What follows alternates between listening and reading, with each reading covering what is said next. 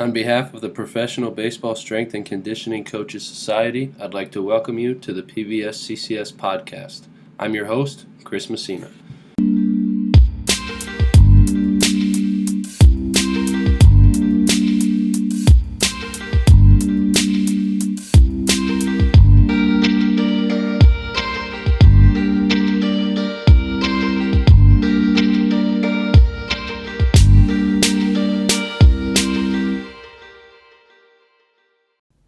All right, everybody, before we get into part 2 of this episode with Derek, I just wanted to give a shout out to our sponsor for the episode.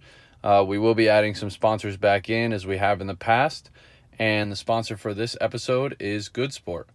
Good Sport is a first-of-its-kind sports drink made with ingredients from natural sources that has 3 times the electrolytes and 33% less sugar than traditional sports drinks, and has been scientifically shown to provide rapid and long-lasting hydration by harnessing the electrolytes and carbs found in milk. Teams in the MLB, NFL, NBA, and WNBA provide Good Sport to their athletes because of its elite-level hydration and great taste. Good Sport is a proud sponsor of the PBSCCS. So again, thank you to Good Sport for sponsoring our episode. And with that being said, let's get into part 2 with Derek. All right, so what do you believe in within strength and conditioning that others think you are crazy for believing? Yeah. So I think kind of one thought I have with that is, I think we can get stuck in chasing max strength and, we're strength coaches, right? So our guys need to be bigger, faster, stronger. I think in baseball, that's all fine and dandy to a certain point, but I think if we chase strength and with, maybe a little bit too much, it can hurt our guys too. So, baseball has been going around for 100 years before strength and conditioning coaches were a thing, right? And, it made it just fine. I think you can do a lot of good in the weight room. I think you can also do a lot of bad. So I think, one thing I got on my notes is that, maybe strength is overrated in a certain aspect where if you look at a guy that weighs 160 pounds but throws 98, like, for me, absolute strength doesn't always correlate to baseball performance. So my view on how I try and go about things in the weight room is I'm trying to make them better baseball players, right? So if I'm trying to make a guy a better weightlifter, my program's going to be different than if I'm trying to make a guy a better baseball player. So that's just some notes I had written down for that, is that, maybe strength is overrated if we chase it too much and kind of sacrifice some movement capabilities or stuff in the absence of going for that. That's been a huge mind shift or change for me over my career. And I think a lot of coaches go through that, like younger coach, you're like bigger, faster, stronger, and I guarantee you'll be a better athlete. And to an extent it works. But being at the highest levels of professional baseball, like I've seen guys that never come to the weight room that can hit 30 homers a year, right? Or like you said, there's, some of those wiry guys that are 180 pounds soaking wet and they're throwing 95, and you're like, what is going on here? And it's like, baseball is such a skill-based game that I don't necessarily know if that max strength really needs to be there that much. And then the other thing is, every little bit that you add on is taking away the ability to adapt to something else, right? It's like, hey, I put 50 pounds on my deadlift, but my fastball didn't get, like, I don't throw any harder. Like, was it really worth it?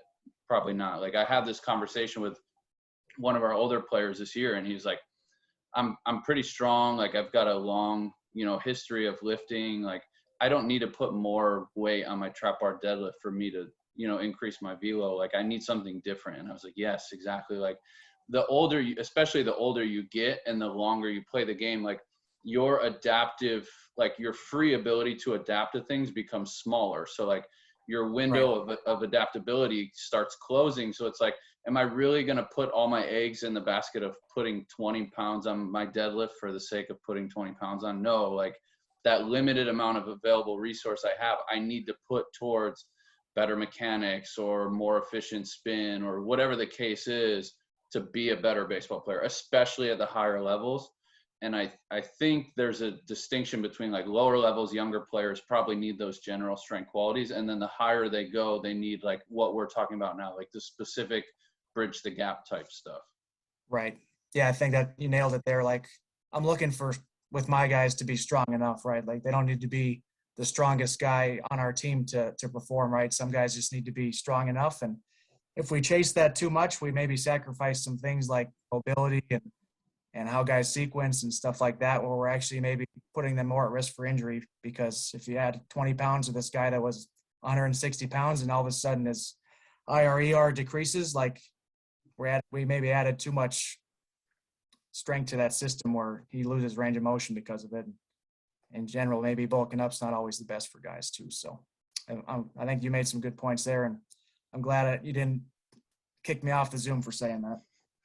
No, and I think the funny thing is, like, when I ask this question, people are like, the people inside professional baseball aren't going to think this is crazy, but people outside might think it's crazy. And like somebody listening that hasn't been in the day-to-day grind of pro ball, especially at those higher levels with those older guys, like, these guys are idiots. Like, I'm just going to get my guys stronger and they're going to be fine, I promise. Like, everybody needs the weight room, this and that. And like, I've come to realize that some guys just don't like the weight room, right? And it's like, if I'm only going to push one agenda on them, they're just going to push back harder against me. But if I can find ways like, hey, instead of coming in and you have to max strength deadlift, like, what if we just do these aqua ball drills that are going to help you in the cage? And then that guy buys in, and then he starts slowly like, hey, what else do you got for me? What else do you got for me? And then before you know it, hopefully he's on like your full program, and you had to go the back way to get him bought in, but like, right, it happens. It's a reality in our world. Yeah, guys don't get paid millions of dollars to lift with us, right? They get paid to perform on the field. And if a guy's maybe not a weight room guy his whole career and he's 33 with the full family and he's been in the big leagues and hasn't used the weight room the way maybe I think he should, like, he's still been successful, right? So kind of understanding how we can get the best out of each guy is, you nailed it there with, maybe coming with the other approach of this might help you on the field, get them in, reeled in, that we can maybe sprinkle in some of our program too. So just different approaches for different experiences.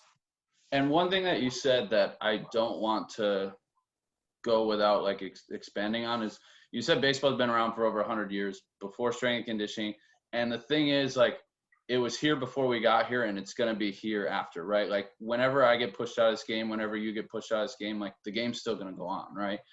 And I think sometimes as strength coaches, like, our egos get in the way, and we're like, oh, I can fix this guy, I can do this and that. It's like, these guys were playing the game at a very high level before strength and conditioning was a thing. And some guys don't come in the weight room at all, and they still play at a high level. Like, at the end of the day, like, performance on the field is what matters most. Like, not the weight room. Like, slow yourself down a little bit. Don't take it as serious. Like, calm down. Like, take the job serious, but don't take yourself so serious, because you're just going to eat yourself up if, like, you can't get a guy to be bought in or whatever. And, like, the game's going to move on regardless. So I didn't want that to go by the wayside. I wanted to at least acknowledge that. And it's just a reality. And I think sometimes we need to, like, look in the mirror and be like, hey, bro, calm down a little bit.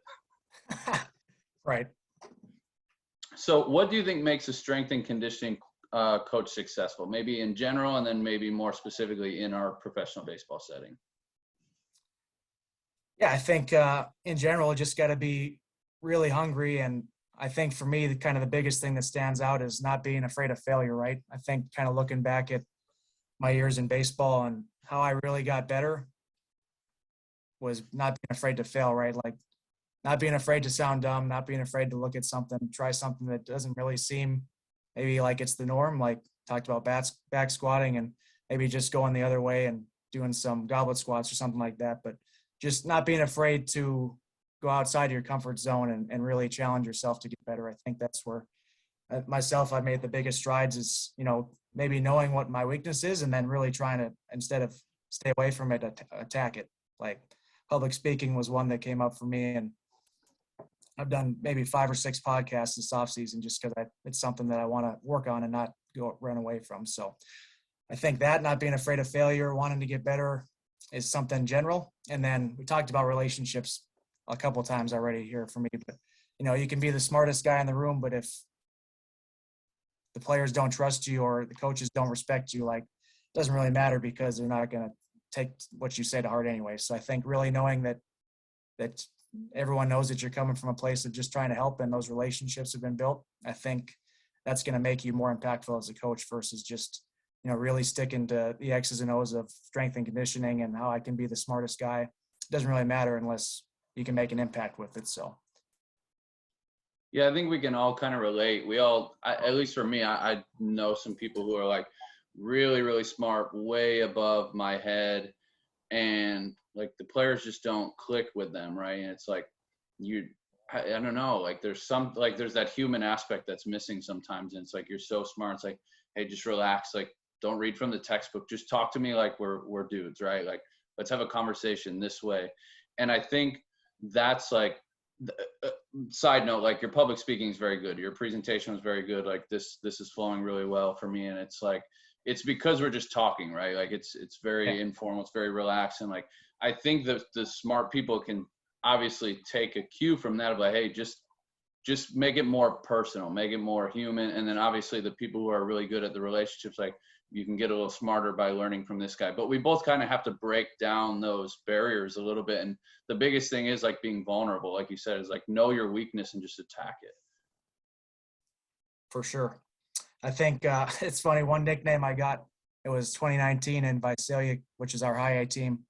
I got the nickname of instead of strength and conditioning coach, everyone called me the professional friend. So we came out for playoffs and I got announced as that instead of the strength coach. Our club, he paid the guy to do it. So I think that comes back to like, just be a friend with these guys, right? Like we're just coming from a place of trying to help. And like you said, egos aside, like doesn't matter to me if you think I'm smart. I'm just trying to literally help you with you reaching your dreams. So I think coming from that place is huge with guys letting down their walls and getting some buy-in too.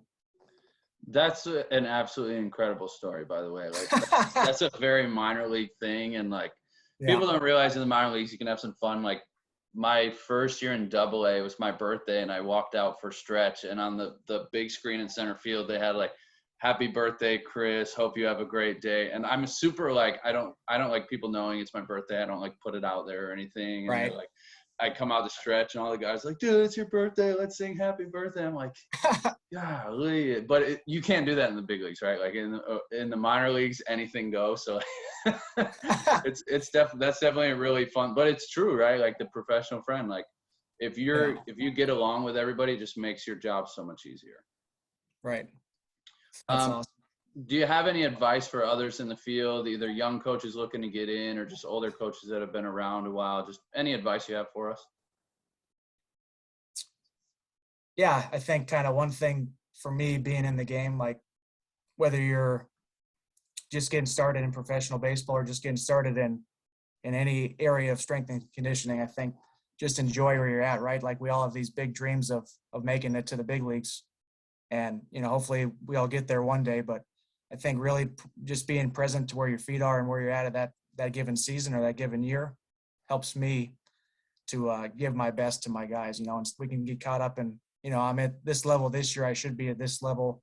I want to get here by this year or whatever like that. But if we can just be present to where you're at, I think that's helped me really just commit and give everything I had to my guys. So that's what I had written down for that, was just really enjoy where you're at instead of always looking for the next best thing or, your dream job, because we just talked about it. Like some of our best memories are at the minor league level where we were in these random cities and just hanging out and enjoying being around our teammates and being around our players.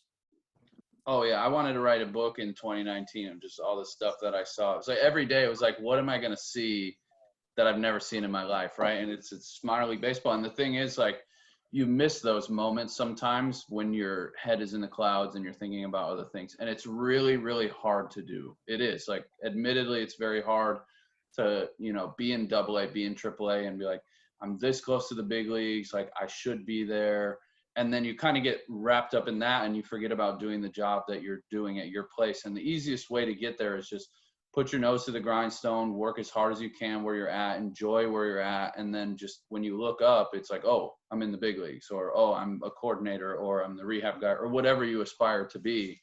Right. And it's like, as long as you're putting all your decisions towards that goal and you're working hard and you're taking care of the players and the staff, like eventually you will get there. And it's easy to say, like, eventually you'll get there. Right. And it's like, sometimes you have to wait 10 years, 20 years, like, you don't know, but when your time comes, like, you'll be ready because you will have done the best job you could at the current spot you're in.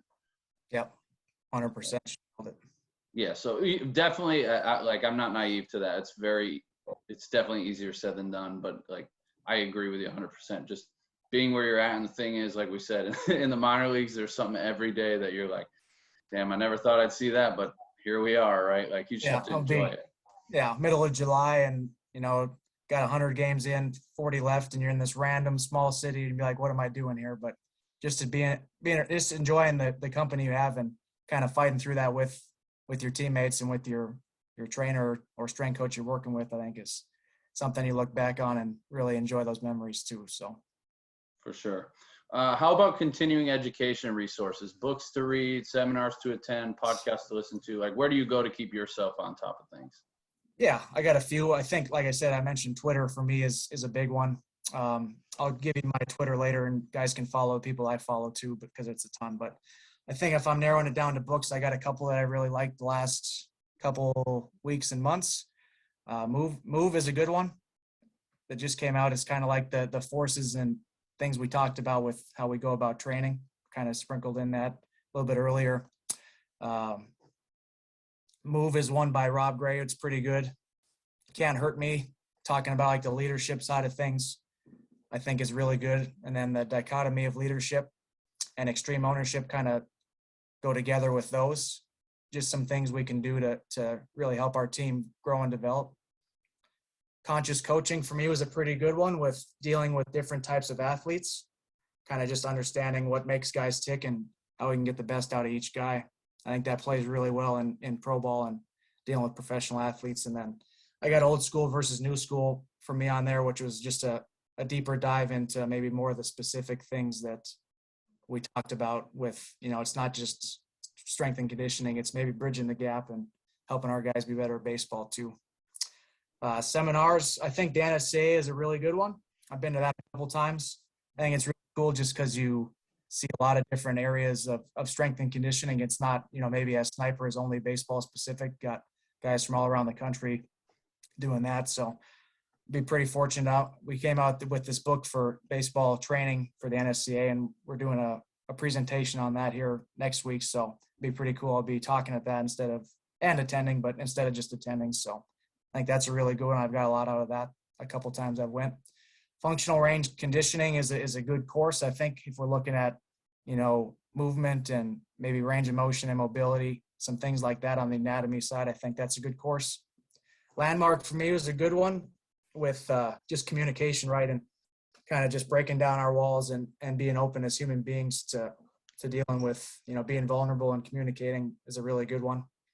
And then just some other seminars / stuff online. Bleecker has his Bridge the Gap seminar, so we got a bunch of baseball people on there talking. I think we had a couple of our guys with the Diamondbacks on it this year.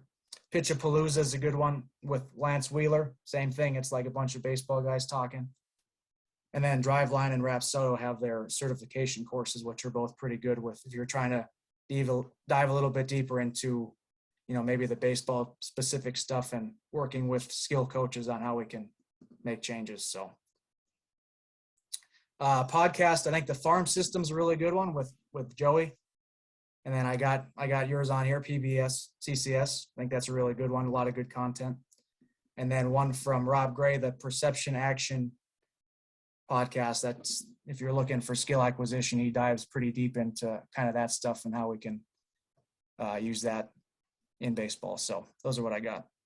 Super extensive list. And I have a bunch of them written down and circled that I'll be looking into. Like I said, I'm starting to transition into like the baseball skills stuff. So, Bleecker stuff will be good and the Pitchapalooza and all that stuff will be good for me. So I appreciate that, selfishly as well. Dude, we've been at it for a while. And like I said, for me, it was awesome to be able to talk, just baseball stuff with you. I'd like to do a lightning round and then I will get you out of here. I promise.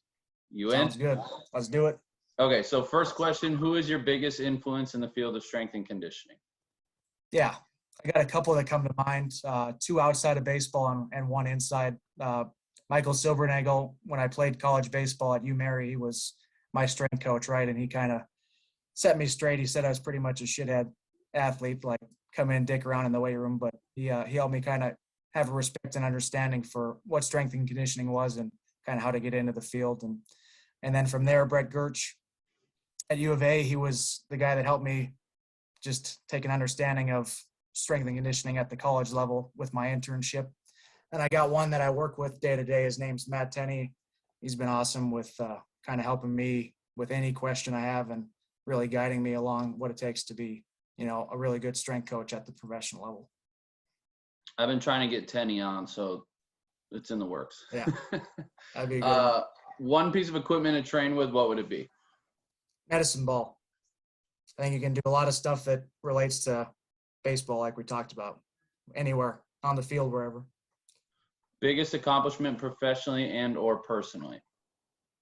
Man, I just got being in professional baseball on here. I think it's been such a blessing to be in such a small knit group and be around so many great people and just be a part of an awesome team with the D-backs. So I look back every day and I'm grateful to be here. Yeah, I agree, man. Baseball has been so good to me and my family, and that's, partially why I do this, just giving our coaches a voice, and just anytime there's young coaches that reach out, like, you never know who you're going to influence to come in to be in baseball and make their life like worthwhile, right? Like, I can remember when I was trying to get in, and it was like, I listened to Carlo Alvarez on the Elite FTS podcast, and I was like, I want to get into baseball, right? And it was like, that whole thing has just changed my whole mindset and my whole career outlook. So I agree 100% on that one. Any career other than strength and conditioning, what would you choose? I mean, if I could say none, I would, but I got real estate written down. We were in quarantine, right? We were doing outside and stuff. And I took a pretty big interest in real estate and stuff like that in Arizona. I actually went to school online while we were doing all our Zooms with quarantine and graduated that. So I think it's just pretty cool aspect, the ins and outs of the housing market and stuff like that. I think that'd be a cool job. Okay, I'm adding one more because I was on your Instagram. Talk to me about Africa. That was awesome, dude. It was I was there for 5 weeks. My now fiance is from there, right? So we met in Arizona, and then she went home she's a swimmer, so she was working on like trials and stuff for the Olympics and everything. And I went to go visit her for 5 weeks, and that's probably the coolest trip I've ever been on. She showed me, everything you can think of from, we went to all these game farms and saw wild lions eating a giraffe, and Cape Town is unreal. Beach in the mountains, and it's just a really beautiful country, and it was really cool to spend time with her and her family over there. And I proposed to her on Table Mountain. So if you want to see a cool setting, Table Mountain it's unbelievable. That's in Cape Town. So just a really cool experience, and hopefully I get to go back sometime soon, but a lot of fun. That trip is on like mine and my wife's like list of places we want to go. And I saw it on your Instagram, like I said, and I was like, I gotta ask him about this and just see what his thoughts were. And I think in the presentation, right, you were talking about driving on the wrong side of the road and how that was an adventure. So if we ever decide like to pull the trigger on making that trip, like I'll be in your ear about details and advice and things like that. But 5 weeks there sounds amazing. I wouldn't go for anything less, because it's a 23-hour flight and 8-hour time change. So definitely go for a while if you're going. But no, it was, like I said, it's probably my favorite trip I've ever been on, and such a cool country and cool to see for sure. So definitely let me know. Yeah, I will. Good to know. All right, dude, I appreciate you coming on. If the listeners want to get in touch with you more, where can we get more? I know you mentioned social media. Is that the best place, or is there a better place?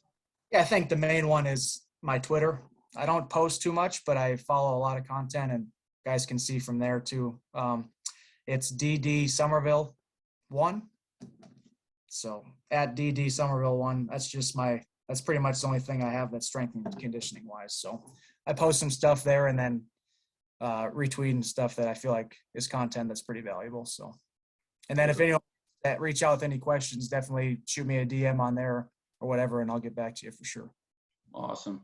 Dude, I really appreciate you coming on. And like I said, again, selfishly for me, it was awesome to kind of, just get my thoughts out and pick your brain on some stuff that is burning for me specifically. So thank you again. And as I mentioned, I will definitely be in touch with you soon.